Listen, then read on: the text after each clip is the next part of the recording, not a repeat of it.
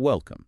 If you're navigating something new, maybe learning English or starting a new job, just figuring out how people tick, that could be really draining, can't it? Oh, absolutely. It's like you're constantly decoding not just language, but uh, intentions, expectations. It's exhausting. Yeah, exactly. And that feeling of information overload or just trying to read people, it uses up so much energy. It really does. But what if there was a kind of shortcut, a Mhm. way to quickly grasp why your boss or your partner or, that colleague acts the way they do? Well, that frustration, that feeling when communication just breaks down, usually comes from something pretty simple, actually. Yeah. We tend to assume everyone thinks like us, and when they don't, when their actions are just different, we label it. We think, oh, they're ignorant or they're doing it wrong, maybe even on purpose. So we judge based on ourselves. Exactly. But what we're exploring today offers a different lens. It's a tool, really, based on 4 simple color profiles. It helps you predict, understand, and crucially, adapt to these differences. So like a shortcut to better emotional intelligence, designed for work, for managers, even just for getting along better with people. Precisely. It's practical. It's for everyone. Okay, so our mission today is to unpack this system, red, yellow, green, and blue behaviors. We want to help you go from, I just don't get them, to something more like, okay, I see how to connect with them. Let's do it. So where did this whole idea even start? I heard there's a pretty powerful story behind it. Yeah, there is. It revolves around this entrepreneur, a guy named Stir. He was in his 60s, really brilliant at his business, but honestly, pretty miserable. Miserable, why? Because he genuinely believed he was, and these were his words, surrounded by idiots. He thought his employees were basically incompetent. Wow, okay, that's harsh. It was. He'd openly criticize anyone who didn't work at his incredibly fast, intense pace. He looked at different departments in his own company and just saw dysfunction because, well, they weren't operating exactly like him. So his definition of idiot was just someone different. Pretty much, yeah. Anyone who didn't think or act like me, that was his standard. And what happened? What were the consequences of that attitude? It's actually kind of wild. His employees naturally started avoiding him, but in one office, they took it a step further. They installed a warning light. A warning light. Seriously. Over the reception desk. Red light meant Stuer was in the building. Green light meant the coast was clear. Even clients apparently learned to check the light before going in. That's incredible.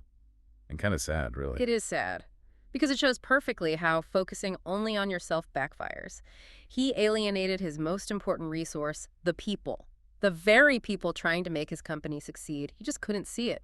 So that whole situation, that frustration, it sparked the need for a system that wasn't judgmental. Exactly. It highlighted the need for a framework to understand behavior without immediately labeling it good or bad.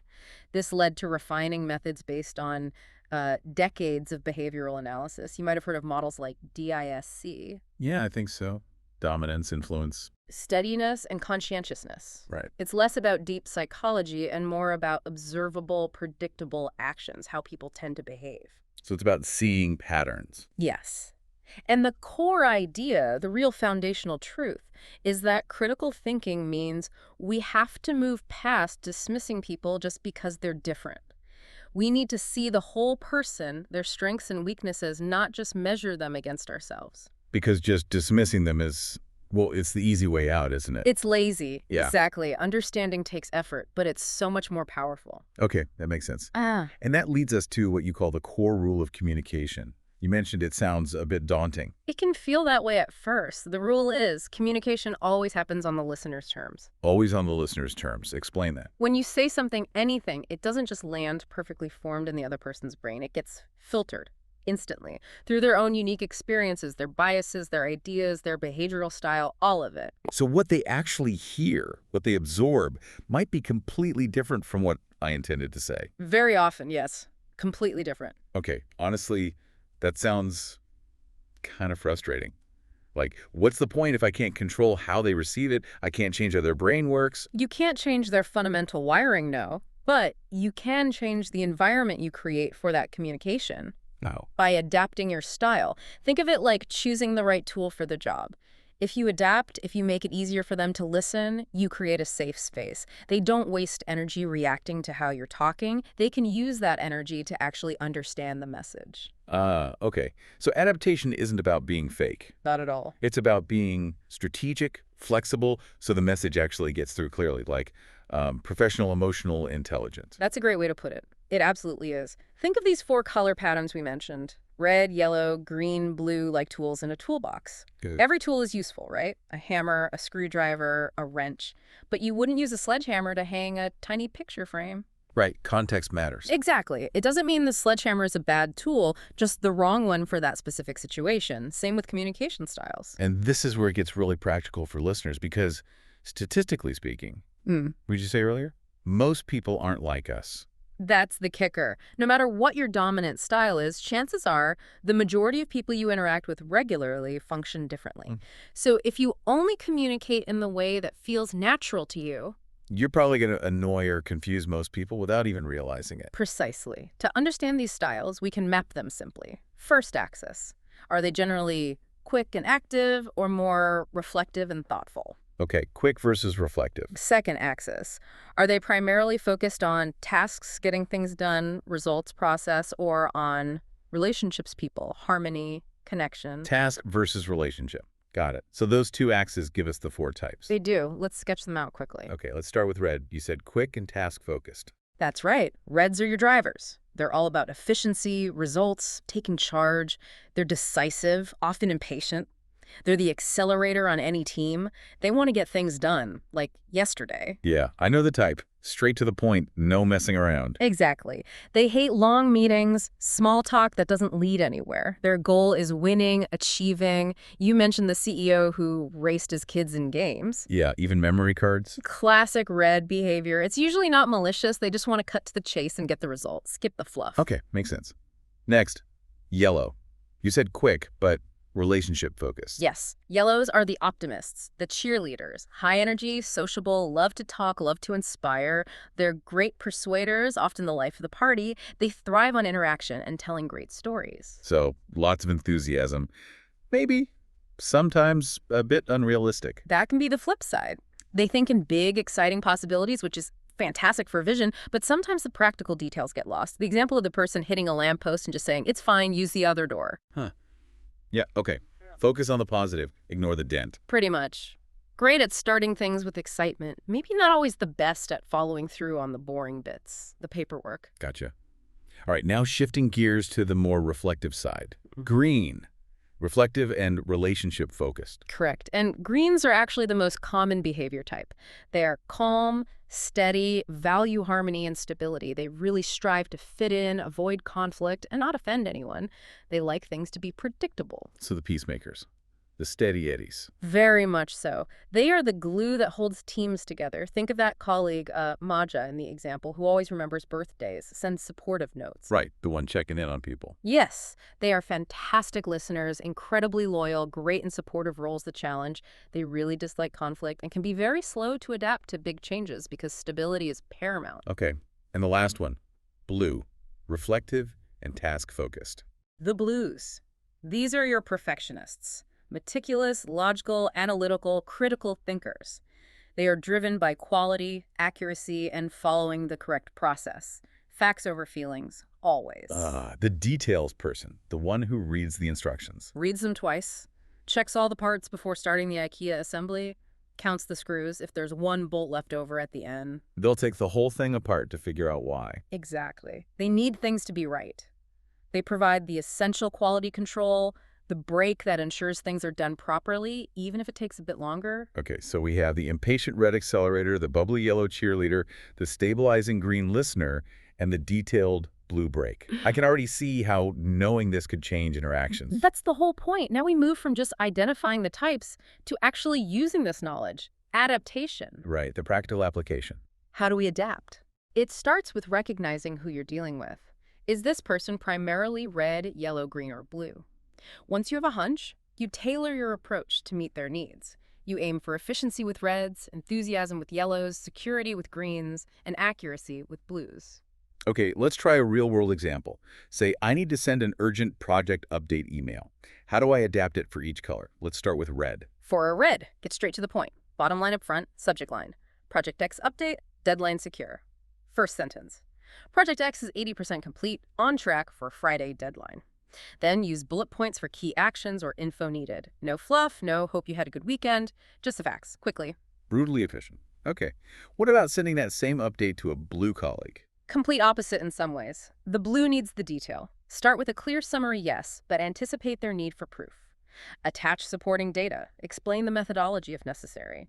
Define your terms. Give them all the information they need to verify it themselves. If it's about a meeting, send the agenda well in advance with supporting documents. So prepare for scrutiny.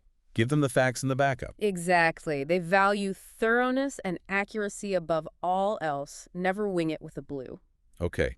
Now what about adapting in a meeting with a yellow? Maybe someone who keeps throwing out exciting but slightly off-topic ideas. Ah, the yellows. First, acknowledge their energy. That's a really interesting idea. Let them feel heard and appreciated for their optimism. Give them a moment for the big picture, but then gently steer back. That's great for phase 2. Let's quickly nail down these immediate steps. Focus on how the current task is exciting or will lead to recognition. And assign specific, maybe collaborative tasks. They love public praise too. So validate the enthusiasm, then redirect gently, focusing on action and recognition. You got it. And finally, the greens. How do you communicate something potentially disruptive, like a big change, or even just addressing a small conflict, with a green? With greens, adaptation means focusing on security and reassurance. They dislike conflict and sudden shifts. Frame the change by explaining why it's necessary, how it will ultimately benefit the team or maintain stability long term, and how you'll support them through it. Emphasize that their role is secure. Give them time to process, don't pressure them for an immediate reaction. So slow down, be reassuring, focus on the we and the stability. Yes, and if you need their honest feedback, ask them privately in a calm setting. They probably won't speak up if they feel put on the spot or if there's tension in the room. This really highlights that adapting takes conscious effort, doesn't it? It's not our default mode. Absolutely, it takes energy. And Yeah. that's why when we're tired or stressed, what happens? We revert back to our core style, our comfort zone. Exactly. And that core style is often precisely the wrong approach for the person we're talking to at that moment, which just adds more stress to the situation. Which underlines why diversity on a team is so important. You need all these different styles. It's the only way, really. Imagine a team of only yellows. So many amazing ideas. But would anything ever get finished and documented? Probably not. Or a team of all greens. Super harmonious, probably very pleasant, but maybe incredibly slow to make decisions or innovate. Right. The most effective teams, and honestly the most resilient long-term relationships too, they tend to be a blend of these styles. You need that red driver, the accelerator, but you also need the blue brake, ensuring quality and catching mistakes. Exactly. Or the talkative, idea-generating yellow needs the patient, listening green to ground them and help build consensus. When these different styles understand and appreciate each other, they complement each other powerfully. But the problems happen when they don't understand each other, right? Like a yellow and a blue working together without this framework. Huge problems. The yellow thinks the blue is nitpicky, slow, negative, always blocking ideas. The blue thinks the yellow is flaky, irresponsible, all talk and no substance, cutting corners. And they both end up thinking the other one is, well, incompetent or difficult. They do. Which brings us right back to Sir and his idiots. The ultimate lesson is pretty stark. If you don't make the effort to understand these predictable patterns of behavior and learn to adapt. You'll just keep feeling like you're surrounded by people who don't make sense. You'll keep hitting those same communication walls. Right. This whole system isn't about putting people in boxes forever. It's an invitation. Learn the basic language of different behavioral styles so you can actually connect and unlock potential yours and theirs. So it's not about labeling, but about understanding predictability. Exactly. The real takeaway is that every one of these behavioral styles is normal. Red is normal, yellow is normal, green is normal, blue is normal. Once you see the patterns, people's actions make a lot more sense. You realize, okay, they're not doing this at me. They're just wired differently. Everyone is okay however they operate. The power lies in how you choose to interact with them. That's a great perspective. Yeah. And for everyone listening, especially those tackling the complexities of a new language or culture, putting energy into understanding people and how they communicate, that effort pays off everywhere. It makes daily interactions smoother, builds trust faster. It really is a valuable skill, so keep at it. Absolutely. Well, if you found this deep dive into behavior and communication useful, and you want more insights like this, please do like this, share it with someone who might benefit, and subscribe for more. It helps us keep bringing these ideas to you. Until next time, keep observing, keep learning, and keep adapting.